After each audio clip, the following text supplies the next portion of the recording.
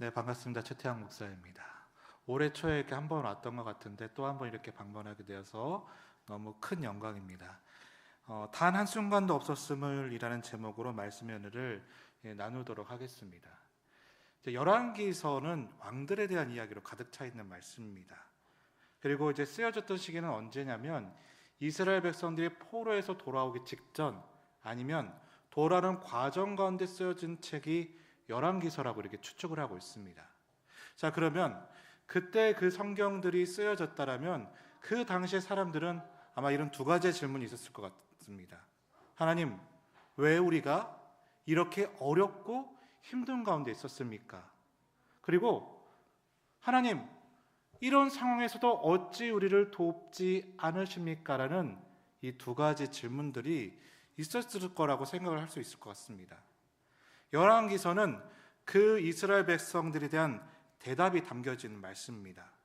그런 상황에서도 하나님이 그들을 돕고 계시다라는 것, 또한 어떻게 하나님의 역사 가운데 함께하고 있는지를 가르쳐주고 있는 말씀이 열왕기서가 된다는 겁니다. 그런데 특별히 열왕기하 4장부터 8장까지는 독특한 특징이 하나 있어요. 뭐냐면요, 열왕기서는 방금 뭐라고 했죠? 왕들에 대한 이야기로 했는데 이 4장부터 8장까지는 왕들의 이야기가 등장하지 않습니다.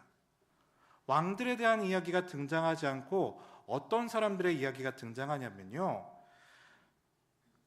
다시 말해서 보잘것없고 아픈 사람들, 이방 사람들의 모습을 통해 하나님 또한 그들을 통해 어떻게 일하시는지가 이 열왕기하 4장부터 8장까지 나와 있는 것이고, 오늘 읽었던 열왕기하 5장 말씀은 바로 이 이방인을 통해서 역사하시는 하나님의 일에 대해서 말씀하고 있는 장면이 된다는 것이죠.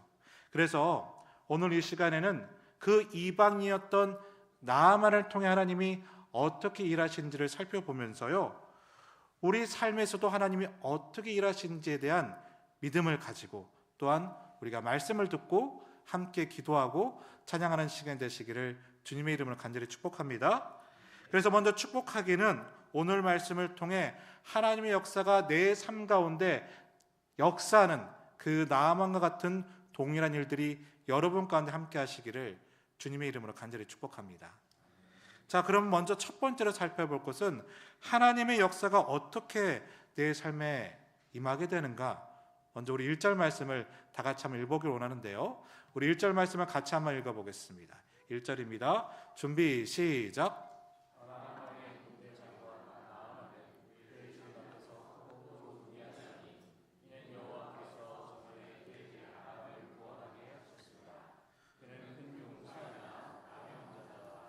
자, 나아만 장군의 이야기는 우리가 너무나 잘 알고 있는 이야기입니다. 그런데 오늘 본문에서 1절을 보면 이렇게 고백을 합니다.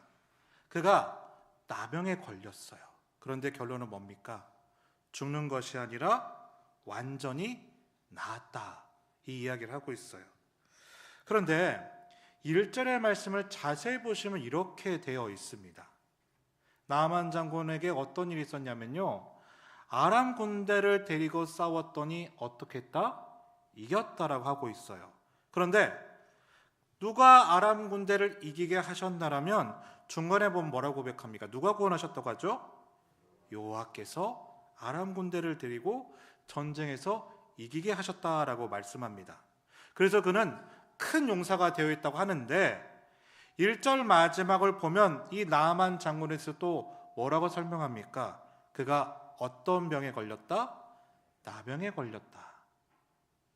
그러니까 나아만을 처음 소개하는 이 1절은 나아만을 이해하는 중요한 단서가 됩니다. 이 나아만이 나중에 보면 살아계신 하나님을 찬양하고 고백하고 선포하면서 오로지 여호와 하나님만을 섬기겠다라고 고백하는 모습을 우리가 살펴보게 된다는 거예요. 그런데 그 이방인 나아만이 어떻게 해서 하나님의 역사를 내 삶으로 받아들이며 선포할 수 있었느냐? 그 이유를 1절에서는 이렇게 고백한다는 거예요. 여호와 하나님께서 전쟁에서 이기게 하셨기 때문이고, 또한 무엇했기 때문이라는 거죠? 그가 나병에 걸렸기 때문이라고 말씀하고 있다는 거예요. 원어로 보면 이렇게 설명을 하고 있어요. 그가 큰 용사가 되어서 아람 군대를 이기게 하셨던 것도 하나님이었고, 그가 나병에 걸린 것도 하나님이셨다. 하나님의 역사라고 말씀하고 있다는 거예요. 그러니까 우리가 보통 이 나아만이 하나님을 만나게 되었던 것은 단순히 나병 때문이라고 생각하는데, 원어로 보면 뭐라고 고백하느냐? 하나님께서는 전쟁에서 이기셔서 그를 높이게 하셨고, 또한 그가 문둥병, 나병에 걸리게 하심을 통해서, 다시 말해 낮아지는 경험과 높아지는 경험을 통해서 그가 그 삶 가운데 하나님을 경험하게 되고 하나님을 고백하는 역사가 나타나게 되었다는 거예요. 자, 이걸 좀 더 쉽게 한번 풀어볼게요. 자, 방금 읽어보았던 1절부터 본문의 말씀을 쭉 읽어보면요, 이 나아만 장군이 엘리사 선지자를 만나서 고침을 받기 위해서는 어떤 일이 필요하면요, 먼저는 첫 번째로 아람과 이스라엘의 전쟁이 있어야 됐어요. 뿐만 아니라 그 전쟁에서 여자 포로 한 명이 아람으로 와야만 됐고요, 또 수많은 아람의 고위급 관료의 집안 가운데 이 여종이 누구의 집에 있어야 됐냐면 나아만 장군의 집에 있어야 됐습니다. 또 그뿐만이 아니에요. 때마침 나아만 장군 주인이 나병에 걸렸다고 할 때 이 여종이 잘됐다, 죽어도 싸다, 우리나라를 패배시킨 이 장군이여라고 했다라면 이 일이 벌어지지도 않았을 거예요. 그 주인에 대한 긍휼한 마음이 있었기 때문에 가능했던 것이고, 뿐만 아니라 이 여종이 이 나아만 장군의 아내에게 이야기했을 때 여종이라고 무시하지 않았기 때문에 이게 가능한 것이고, 이 아내가 남편 장군에게 여종이 엘리사 선지자를 통해서 나을 수 있습니다 라고 말을 했을 때 이 남편이 헛된 소리 하지 마, 내가 내 병 고치려고 여러 가지를 다 했거든, 이렇게 반응한 게 아니라 그 아내의 말을 경청했기 때문에 이 치유가 가능했다는 거예요. 뿐만 아닙니다. 그랬을 때 나아만 장군이 아람 왕에게 갔을 때 아람 왕이 편지를 써줬기 때문에 가능했던 것이고, 그 편지를 이스라엘 왕이 받았을 때 그 편지의 내용의 사실을 엘리사 선지자가 알아서 그를 내게로 데려오시오, 이 일이 모두 다 있어야만 이 나아만 장군이 하나님의 사람 엘리사를 만날 수 있었고 치유를 받을 수 있었고, 또 하나님으로 인해서 놀라운 이적을 경험할 수 있었다는 거예요. 그러니까요, 그 모든 경우의 수에서 단 한 가지라도 뒤틀리게 됐다라면요, 이 나아만 장군이 엘리사 선지자를 만나서 병을 고침을 받고 하나님을 만날 수가 없었다라는 거예요. 그러니까 다시 말해서 이 나아만 장군은 오로지 나병 때문에 하나님을 만난 것이 아니라 모든 순서와 과정 가운데서 하나님의 일하심이 있었기 때문에 결과적으로 그는 하나님의 역사심이 펼쳐지게 되었다는 것입니다. 그래서 오늘 본문 말씀에서 나누고 싶은 첫 번째는 이것입니다. 하나님의 역사는요, 우리의 삶에서 모든 순간, 모든 자리, 모든 때 중에 하나님의 역사가 아닌 순간은 단 한순간도 없었음을 우리가 고백할 수 있어야 된다는 겁니다. 여러분, 그 일하심을 고백할 수 있는 영적인 은혜가 우리 가운데 있게 되시기를 주님의 이름으로 간절히 축복합니다. 그러니까요, 내 삶의 모든 자리가 어떻게 보면 하나님의 역사였다는 거예요. 모든 순간이 다 무엇이다? 하나님의 역사이며 은혜가 된다는 거예요. 제가 저도 해군에서 여러 부대를 다니면서 지휘관 주간 회의를 할 때마다 항상 지휘관들께서 하시는 말씀들이 참 많이 있었는데, 그 중에서 하인리 법칙을 참 많이 말씀하셨어요. 여러분 잘 아시죠? 하인리 법칙이 뭐냐 하면 어떤 큰 사건이 나타나기 위해서는 그 사건의 징조를 보이는 29가지의 작은 사건이 있어야 가능한 것이고, 그 29가지의 작은 사건이 일어나기 위해서는 300개의 경미한 일들이 먼저 징조로 나타난다는 거예요. 근데 하나님의 역사도 마찬가지입니다. 하나님의 우리 삶 가운데 역사하실 때 갑자기 뜬금없이 막 전지전능한 모습으로 일하시며 나타나는 것이 아니라, 하나님은 300개의 우리의 삶의 작은 그 경미한 일들을 개연성 있게 엮어가시고 그 300개의 여러 가지 일들을 좀 더 29가지의 큰 일로 연결시켜서 결과적으로 내 삶 가운데 나타나 주신다는 거예요. 그러니까 그러한 일들을 하나님께서 나에게 나타나시기 위해서는요, 이 나아만 장군이 이스라엘을 물리쳤을 때처럼 나를 높아지게 한 일도 하나님이 쓰실 때가 있고, 또 내 삶 가운데 나병에 걸려서 바닥을 치는 그 거꾸러진 일들도 있었다라는 거예요. 또 여종과 같이 내가 하고 싶지 않은 일들을 해야 될 수도 있고, 내 삶에 만나고 싶지 않은 사람들도 만나야 되는 일들도 경험할 수 있었다는 겁니다. 그러니까 여기서 중요한 건 뭐냐면요, 그 모든 삶을 하나님께서 엮어나가기 위해서 내 삶에 하나님의 역사가 아닌 순간은 단 한순간도 없었다라는 겁니다. 내 삶의 모든 자리 가운데 하나님께 의미 없는 그 자리는 없었다라는 거예요. 다시 말해서 내 삶 가운데 하나님의 역사가 아닌 부분은 단 1분도 없었다라는 것입니다. 사랑하는 믿음의 동역자 여러분, 우리 삶 가운데 나를 높아지게 하심도 하나님의 역사이고요, 나를 낮아지게 하심도 하나님의 역사가 됩니다. 나의 삶을 열리게 한 것도 하나님의 역사이지만요, 내 삶에서 때로는 다치게 하신 것도 하나님의 역사가 된다라는 거예요. 다시 말해, 높아짐과 낮아짐, 열려짐과 닫혀짐이 만나서 내 삶 가운데 하나님의 역사가 나타나고 있다는 사실, 여러분, 이 사실 가운데 우리가 믿음으로 고백하며 나아갈 수 있게 되시기를 주님의 이름으로 간절히 축복합니다. 그러게 한 가지 분명하게 선포하고 싶은 것은요, 내 삶 가운데 단 한순간도 하나님의 역사가 아닌 것은 없음을 우리가 영적으로 고백할 수 있는 여러분들이 되시기를 주님의 이름으로 간절히 축복합니다. 자, 그래서요, 깨어짐도, 넘어진 것도, 쓰러진 것도, 높아진 것도, 열려진 것도, 닫혀진 것도 나를 위해서 일하시기 위한 하나님의 역사임을 고백하면서 나아갈 수 있는 그 영적 은혜가 우리 모두에게 있으시기를 주님의 이름으로 간절히 축복합니다.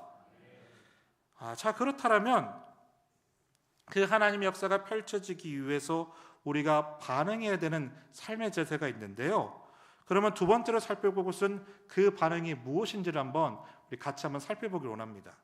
우리 7절 말씀인데요, 우리 7절 말씀을 다 같이 한번 읽어보겠습니다. 7절입니다. 준비 시작.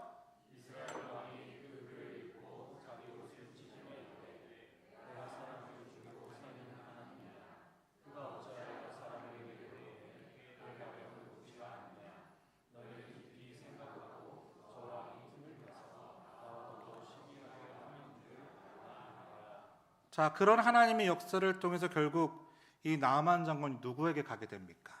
이스라엘 왕에게 가는 거예요. 근데 여기서 이스라엘 왕의 반응이 뭐냐면요, 이렇게 반응을 해요. 나 고칠 수 없어. 그리고 끝부분을 보면 이어서 이렇게 반응합니다. 그 왕이 나아만 장군을 나에게 보낸 것은 그가 이것을 가지고 함정을 파서 나를 무너뜨리려고 하는구나 라고 반응을 하고 있다는 거예요. 여러분, 이스라엘 왕은 왜 이런 반응을 보일 수밖에 없었을까요? 왜냐하면요, 내 능력으로 내 삶을 해석했기 때문에 그렇습니다.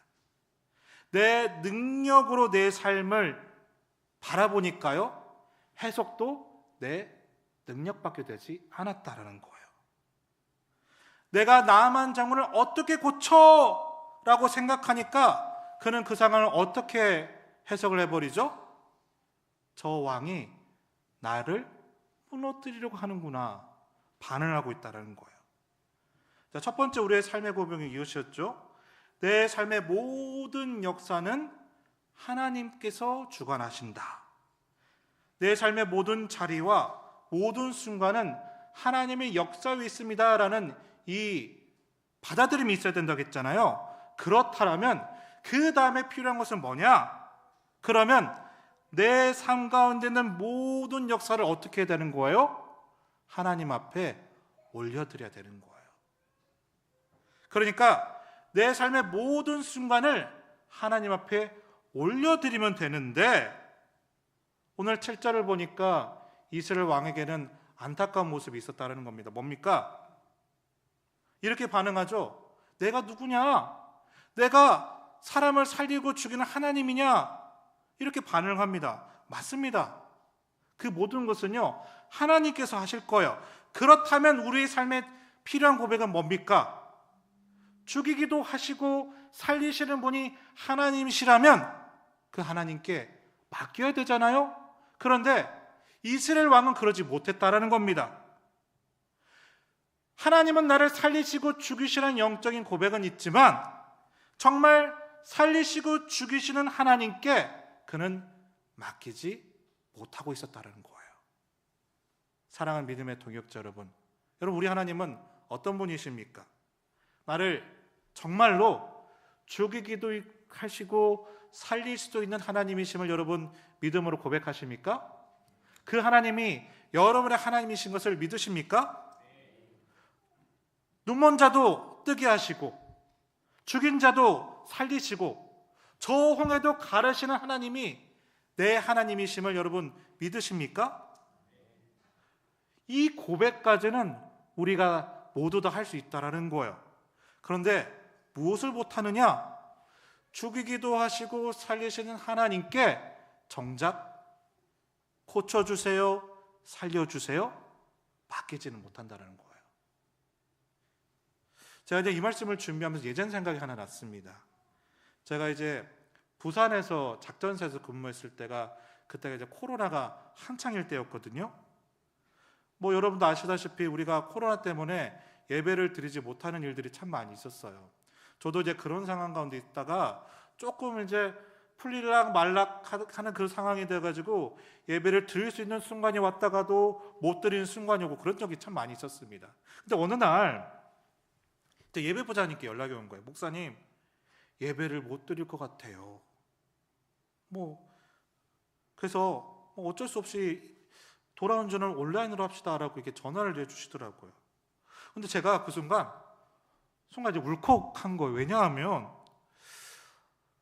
예배를 너무 쉽게 포기하시는 것 같아가지고 너무 이제 제가 안타깝고 속이 막 쓰리더라고요. 그래서 어떻게 생각하냐면요, 아니 예배를 드리지 못하는 상황이 온다면 예배를 드릴 수 있는 어떤 다른 플랜이 있을 거를 고민해야 될 건데 어떻게 그걸 고민하지 못하고 그냥 쉽게 온라인으로 예배합시다라고 할까? 그래서 제가 조금 화를 내고 전화를 끊은 거예요. 그런데 이제 1시간 된 데서 다시 이제 예배부장님께 전화가 온 겁니다. 목사님, 부대에서 연락이 왔는데 상황이 괜찮아졌대요. 예배를 드릴 수 있게 됐습니다 라고 다시 이렇게 전화를 주시더라고요. 이제 그 순간 제가 너무 부끄러워지더라고요. 제가 전화를 처음 받았을 때 왜 집사님 하나님께서 하시는 일이잖아요, 우리 함께 기도해봐요 라고 말을 하지 못했을까라는 후회를 하게 됐습니다. 분명 이 예배 가운데 하나님의 일하심이 있다라면 그 모든 상황도 하나님께서 일하시고 계획할 것인데 어찐 다른 플랜을 생각하지 않으세요라고 막 화를 냈던, 오히려 저의 믿음 없음이 이스라엘 왕처럼 드러났던 모습이 그 상황 가운데 있게 되니까 제가 너무 부끄럽고 너무 또 이제 수치스럽더라고요. 하나님께서 정말 우리 교회에 예배를 허락하셨다라면 지사님께 이렇게 하는 게 좋지 않을까라는 생각을 해보게 된 거예요. 지사님, 우리 함께 기도해봐요.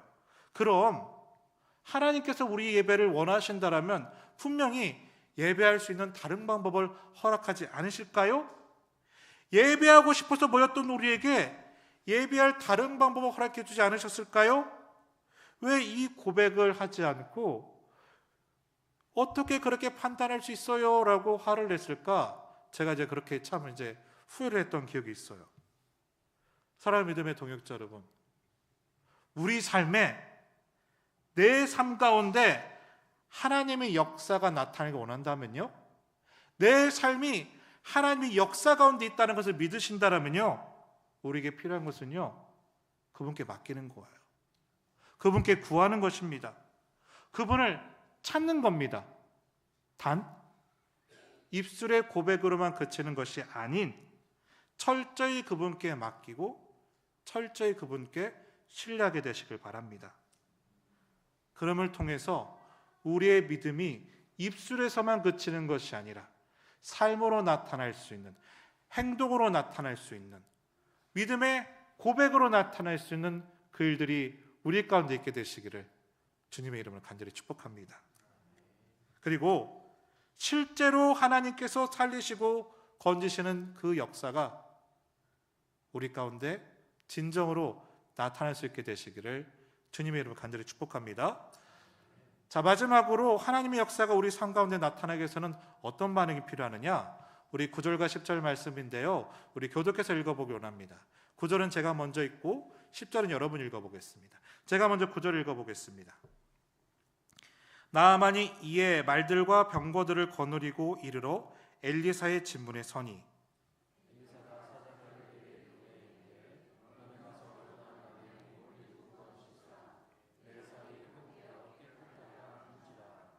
자, 이 말씀 여러분이 너무나 잘 아시는 말씀이죠. 자, 나아만 장군이 결국은 어떻게 됩니까? 하나님의 사람이었던 엘리사를 찾아가게 돼요. 그런데 그 엘리사가 정작 나에게 데려오라던 엘리사가 어떻게 나아만 장군을 맞이하느냐? 그를 환영하고 안아주고 그리고 어떤 무언가를 한 것이 아니죠. 뭐라고 하고 있어요? 자신의 종을 보내서 요단강에 가서 7번 씻고 오세요. 자, 이렇게 말을 합니다. 그때 앞에서 이 말을 들었던 나아만 장군이 어떻게 반응을 하죠? 막 이렇게 화를 내면서 나 돌아갈 거야 라는 반응이 오늘 본문의 말씀이 된다는 거예요. 자, 이 말씀을 통해 우리가 두 가지를 한번 묵상해 보기 원하는데요, 먼저 첫 번째로 엘리사의 측면에서 한번 생각을 해보기 원합니다. 자, 왜 엘리사는요 찾아온 나아만 장군을 안아주고 환영해주고 안수해주거나 기도해주거나 그런 행동을 하지 않고 왜 자신이 직접 가지 않고 종을 보내서 요단강물에서 7번 씻으라고 그렇게 말했을까요? 왜 그랬을까요? 여러 가지 이유가 있겠지만요, 가장 본질적인 이유는 무엇이냐면 엘리사는요 내 삶의 기적과 같은 일을 통해서만 하나님의 역사가 나타난 것이 아니라 정말 작은 삶의 고백의 순종을 통해서도 하나님의 일하심이 나타난다는 것을 저 요단강의 물에 가서 씻는 모습을 통해 하나님의 일하심을 보여주고 싶었던 거예요. 그러니까 그 목욕하는 그 순종만을 통해서 하나님의 일하심이 얼마나 놀라운지, 하나님의 위대하심과 역사심을 보여주고 싶었던 거예요. 그래서 내가 직접 안수 기도하면서 하나님의 일하심을 나타내는 것이 아니라 종을 통해서 순종하는 모습, 그 작은 모습을 통해서도 하나님의 일하심을 나타내고 싶었던 거예요. 자, 그러면 두 번째로 나아만 장군의 측면에서 한번 생각해 볼게요. 자, 그러면 나아만 장군은 왜 그랬을까? 자, 엘리사 선지자의 집 앞까지 왔어요. 그러니까 집 앞까지 왔다는 것은 회복과 치유를 이제 경험하기 직전인 겁니다. 근데 왜 그 직전에 나아만 장군은 돌아갔을까요? 왜 돌아갔을까요? 자, 답을 찾고 싶으시다면 자, 9절의 말씀을 다시 한번 보세요. 자, 9절의 말씀을 보시면 나아만 장군이 엘리사를 만나려고 어떻게 차림을 하고 왔죠?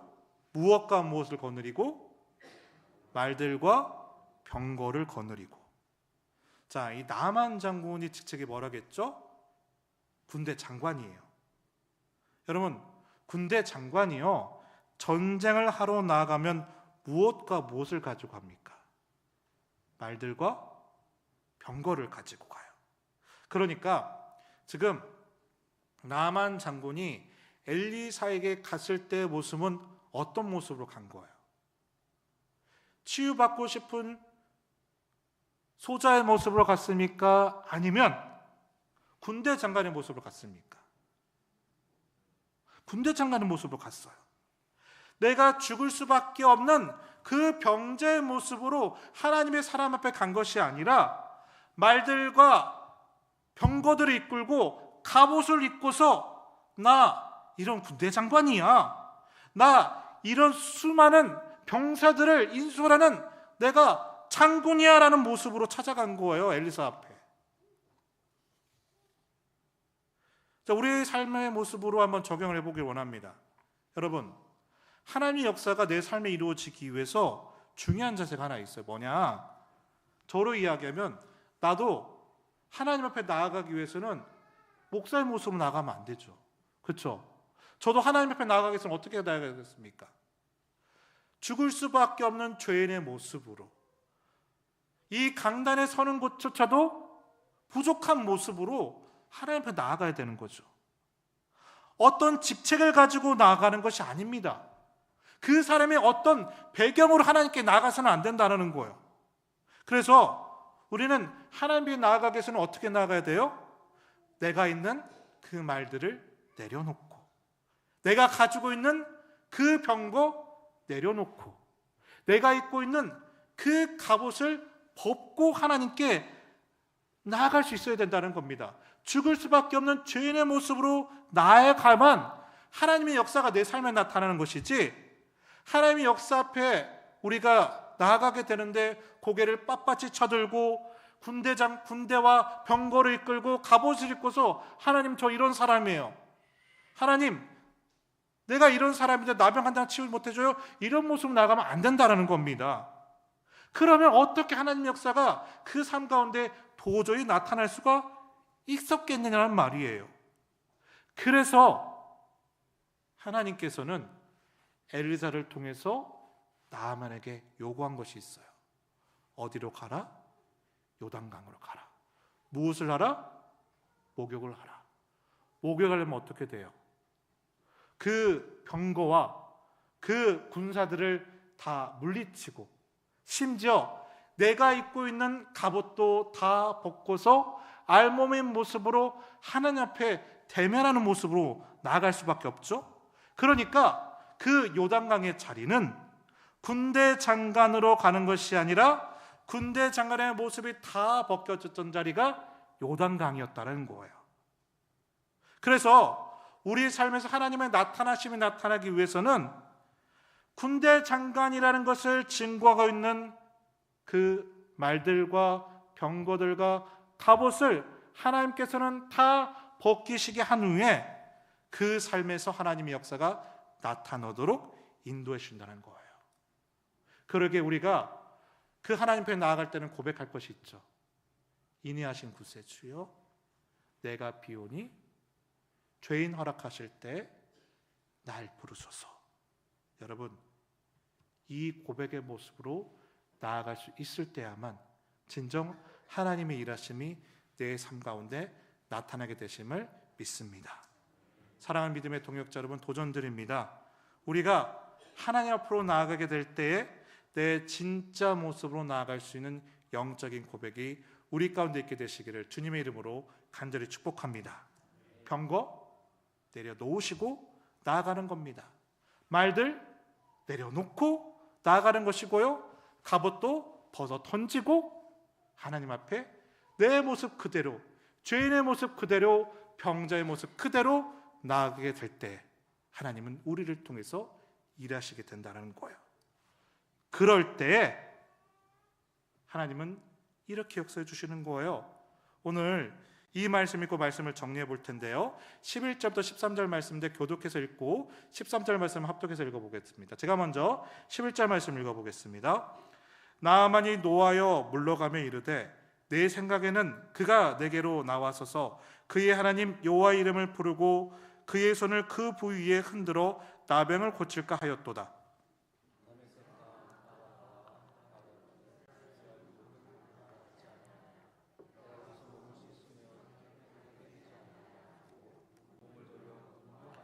같이 읽겠습니다. 그의 종들이 나와서 말하 이르되 내 아버지여, 선지자가 당신에게 큰 일을 행하라 말하였다면 행하지 아니하였으리이까? 하물며 당신의 이르기를 씻어 깨끗하게 하라 하리이까 하니.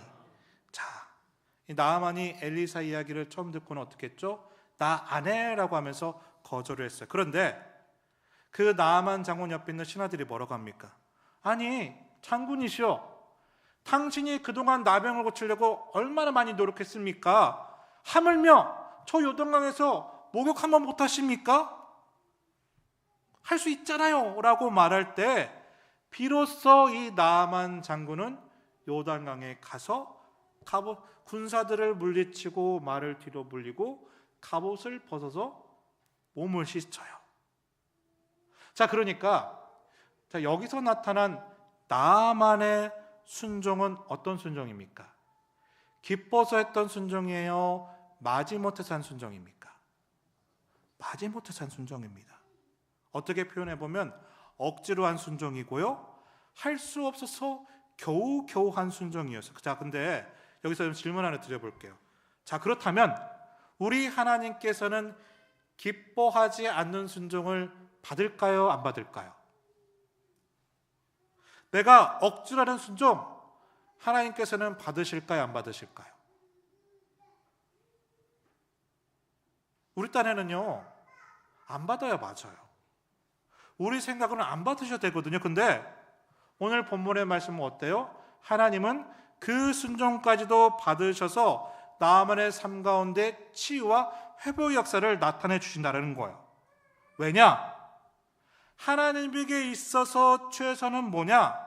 우리의 순종보다 더 중요한 것은 나를 위한 역사이기 때문이라는 겁니다.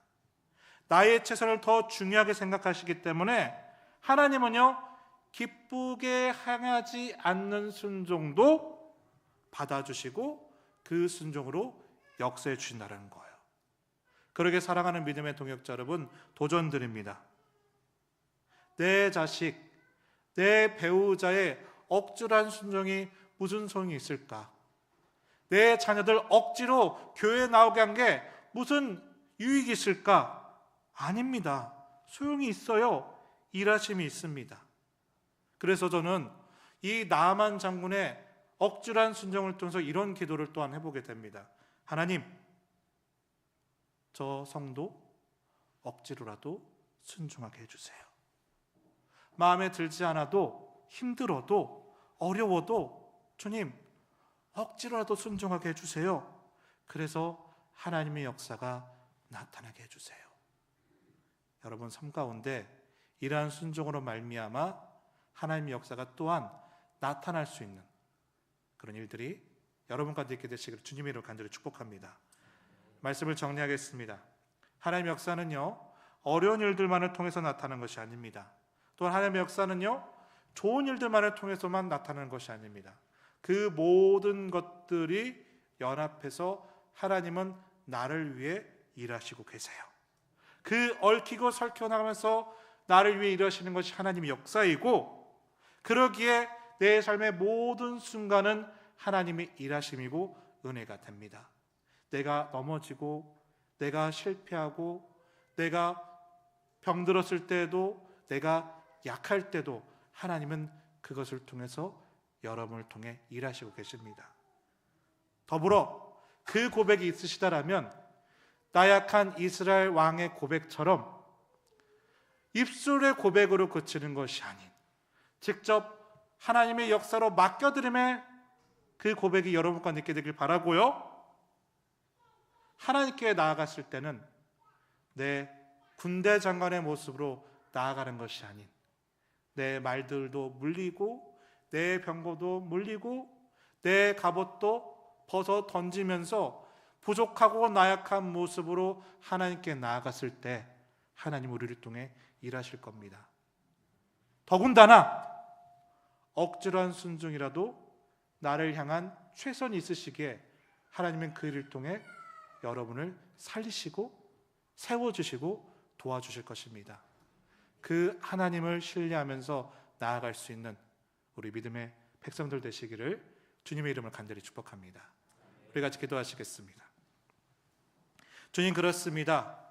그러게 모든 것은 하나님의 은혜입니다. 내가 넘어져서 불평하고 내가 실패해서 하나님께 부르짖고 내가 아파서 왜 하나님 역사하지 않으십니까? 탄원하지만 그 모든 것들은 하나님의 일하심을 나타나기 위한 하나님의 은혜였음을 이 시간 고백합니다. 그 고백이 입술로만 그치지 않게 하시고 내 삶으로 실제로 주님께 드려지는 역사 나타나게 하여 주시옵소서. 하지만 하나님 앞에 나아갈 때는 그 어떤 모습도 아닌 나의 원초적인 연약하고 죄인의 모습으로 병자의 모습으로 나아가게 될 때 하나님 그 일하심이 우리 삶을 통해 나타나게 하여 주시옵소서. 더불어 내가 간절히 기도하고 있는 배우자, 자녀, 이웃들이 있습니다. 동료들이 있습니다. 주님, 그들을 억지로라도 순종할 수 있도록 인도하심을 통해 나아만 장로가 같이 하나님의 일하심과 하나님을 고백함과 하나님을 예배드린 역사가 그 삶 가운데 나타날 수 있도록 주님 도와주시옵소서. 모든 것을 믿사오며 거룩하신 예수 그리스도의 이름으로 간절히 기도드립니다. 아멘.